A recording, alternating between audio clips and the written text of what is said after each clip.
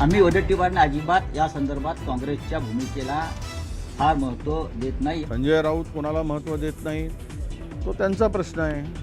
आम्ही तरी कुठे संजय राऊतांना महत्त्व देतो फार। वेगळ्या विदर्भाच्या मुद्द्यावरून संजय राऊत आणि विजय वडेट्टीवारांमध्ये जुंपली।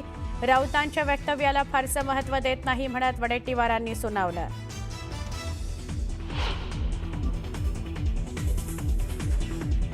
सरकार विरोधी पक्षनेत्याला घाबरतंय। विरोधी पक्षनेता कुठेच ठेवायचा नाही हे त्यांचं लक्ष आहे। संजय राऊतांचा हल्ला बोल तर विरोधी पक्षनेता द्यायचा नाही ही सरकारची भूमिका वडेट्टीवारांनीही सुनावलं।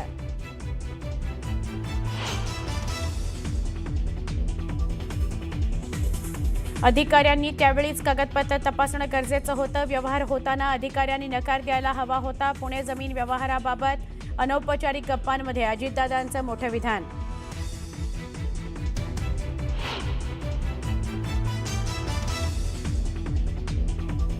तुटेपर्यंत ताणलं गेलंय, आता थांबलं पाहिजे। रायगडच्या पालकमंत्रीपदाच्या मुद्द्यावरून दादांचं अनौपचारिक गप्पांमध्ये भाष्य। तर दादा एक पाऊल पुढे गेले तर आम्ही 2 पावलं पुढे जाऊ, भरत गोगावलेंचं मोठं विधान।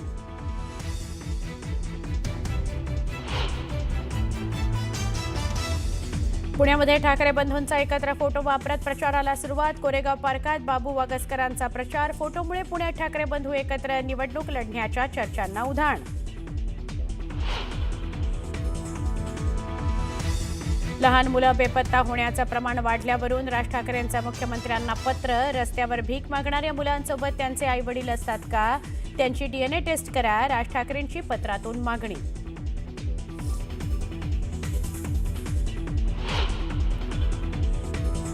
पालघरवर पूर्वीपासूनच गुजरातचा टोळा। सीमा ओलांडून गुजरातची पालघरमध्ये घुसखोरी सुरू। संजय राऊतांची गुजरातच्या घुसखोरीच्या मुद्द्यावरून सडकून टीका।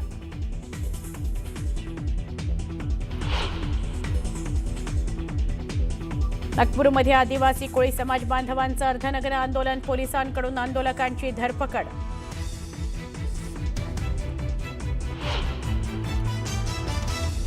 डोंबिवलीत पुन्हा प्रदूषणाचा मुद्दा ऐरणीवर। MIDC फेज 2 मधील रस्ता पुन्हा एकदा झाला गुलाबी। MIDC MPCB अधिकाऱ्यांचा साफ दुर्लक्ष।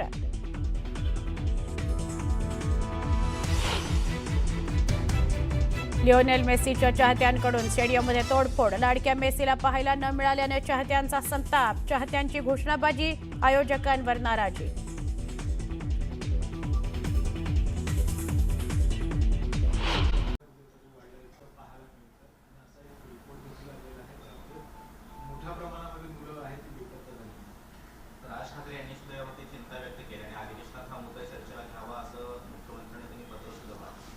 खरं तर हे प्रकार मोठ्या प्रमाणावर होत आहेत। लहान मुलं बेपत्ता होण्याचे प्रकार या महाराष्ट्रात मोठ्या प्रमाणावर पार ग्रामीण भागापर्यंत याचं लोण पोहोचलेलं आहे।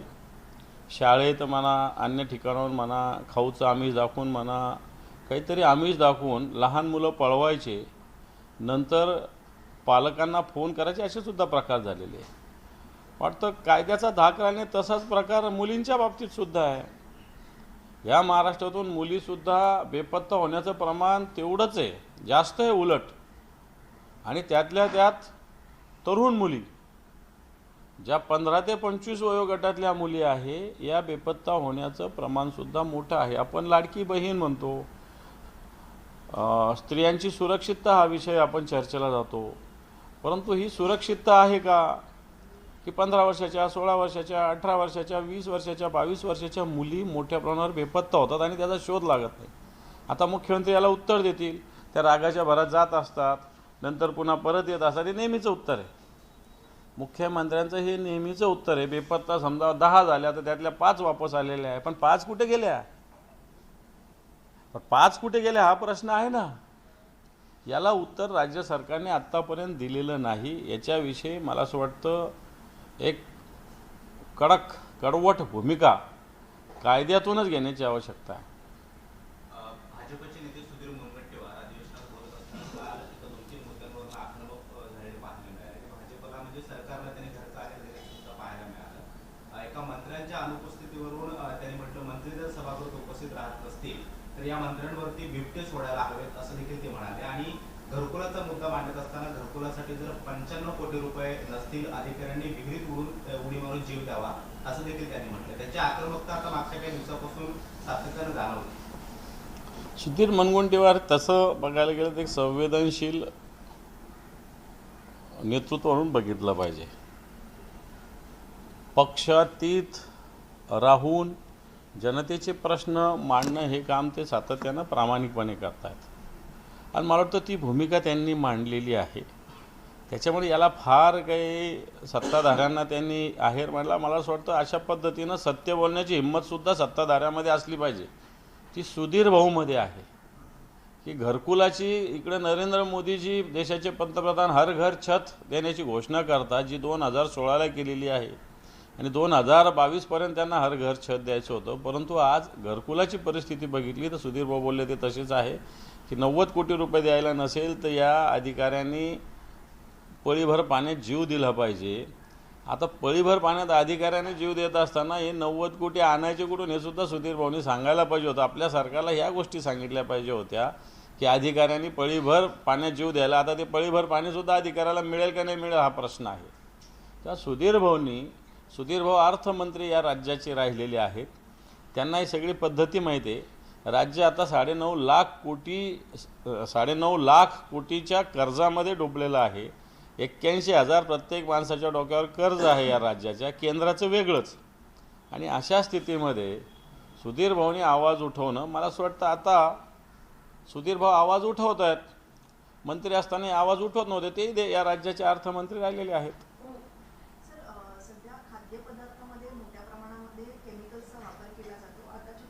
वेगळ्या विदर्भाच्या मुद्द्यावरून संजय राऊत आणि विजय वडेट्टीवार यांच्यात आरोप प्रत्यारोप सुरू झाले.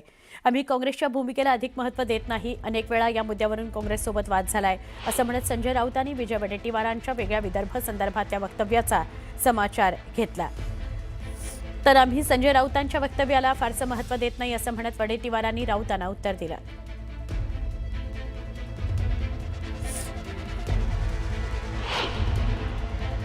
आम्ही वडेट्टीवारांना अजिबात या संदर्भात काँग्रेसच्या भूमिकेला फार महत्त्व देत नाही. यापूर्वी सुद्धा काँग्रेसचा आणि आमचा ह्याच्यावरती वाद झालेला आहे. महाराष्ट्र अखंड एकसंघ राहावा या संदर्भात काँग्रेसमधल्या वरिष्ठ नेत्यांचं सहमती आहे. काही होत नाही. काँग्रेसने किती आपटली तरी वेगळा विदर्भ होणार नाही, हे त्यांचं राजकारण आहे. आणि भारतीय जनता पक्षाने किती प्रयत्न केला तरी मराठी माणूस महाराष्ट्राचे तुकडे पडू देणार नाही. नाही, मी वेगळा विदर्भाची भूमिका मांडत असताना आम्ही हा विषय हायकमांडशी चर्चा करू असंच बोललो आहे मी. आता संजय राऊत कोणाला महत्त्व देत नाही तो त्यांचा प्रश्न आहे. आम्ही तरी कुठे संजय राऊतांना महत्त्व देतो फार, आणि देण्याची गरज काय, तो त्यांच्या पक्षाचा विषय आहे, हा आमच्या पक्षाचा विषय आहे. संजय राऊत त्यांच्या पक्षाला महत्त्व देतील, ते आम्हाला कसे महत्त्व देतील संजय राऊत, आणि मी तरी का संजय राऊतांना महत्त्व देऊ. मुंबई आणि विदर्भ तोडण्याचा प्रयत्न सुरू आहे, मात्र राज्यातील मराठी माणूस महाराष्ट्राचे तुकडे पडू देणार नाही असं म्हणत चंद्रशेखर बावनकुळेंच्या विदर्भ संदर्भातल्या भूमिकेवरून संजय राऊतांनी निशाणा साधला. शिंदेंच्या शिवसेनेवरही जोरदार निशाणा साधला. वेगळ्या विदर्भाचं स्वप्न पाहणाऱ्यांचा स्वप्नभंग होणार आहे असा टोला संजय राऊतांनी लगावला.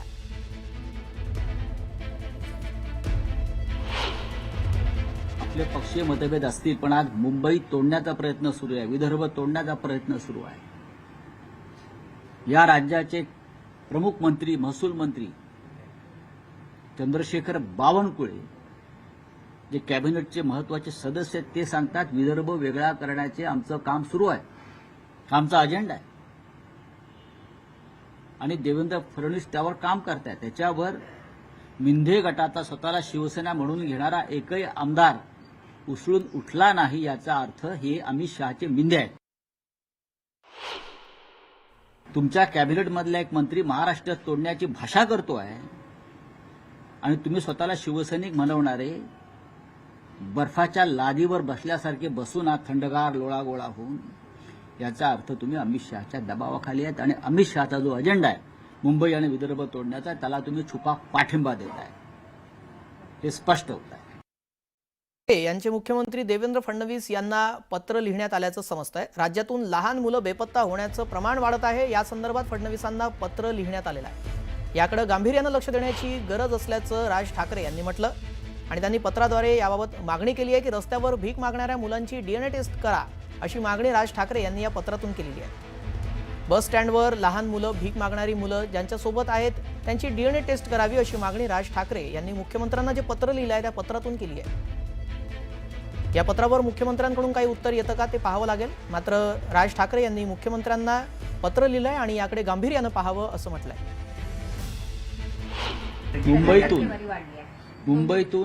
मुंबईतून मुली गायब होण्याचं प्रमाण वाढलेलं आहे, बेपत्ता होत आहे. महाराष्ट्राच्या अनेक नंदुरबारमधून सगळ्यात जास्त मुली गायब होत आहेत. कुठे जात आहेत त्या, कोणत्या टोळ्या काम करतायत?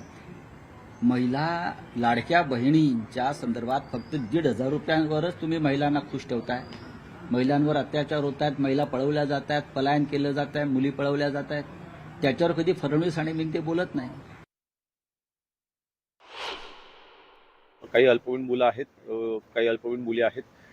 त्यांना शोधण्याकरता देखील आपली जी टीम्स असतात ते अग्रेसिव्हली काम करत असतात आणि मला वाटतं ह्या विषयाकडे माननीय मुख्यमंत्री महोदयांनी देखील अतिशय गांभीर्याने लक्ष दिलेलं आहे. त्यांनी देखील गंभीर सूचना ह्या संबंधित अधिकाऱ्यांना देऊन या सर्व मुलांना आपण शोधलं पाहिजे की ते ज्या मोहिमा आहेत त्या अग्रेसिव्हली आपण भविष्यात देखील केल्या पाहिजेत असं सूचना दिलेल्या आहेत.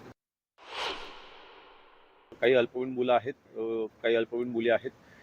त्यांना शोधण्याकरता देखील आपली जी टीम्स असतात ते अग्रेसिव्हली काम करत असतात आणि मला वाटतं ह्या विषयाकडे माननीय मुख्यमंत्री महोदयांनी देखील अतिशय गांभीर्याने लक्ष दिलेलं आहे. त्यांनी देखील गंभीर सूचना ह्या संबंधित अधिकाऱ्यांना देऊन या सर्व मुलांना आपण शोधलं पाहिजे की ते ज्या मोहिमा आहेत त्या अग्रेसिव्हली आपण भविष्यात देखील केल्या पाहिजेत असं सूचना दिलेल्या आहेत.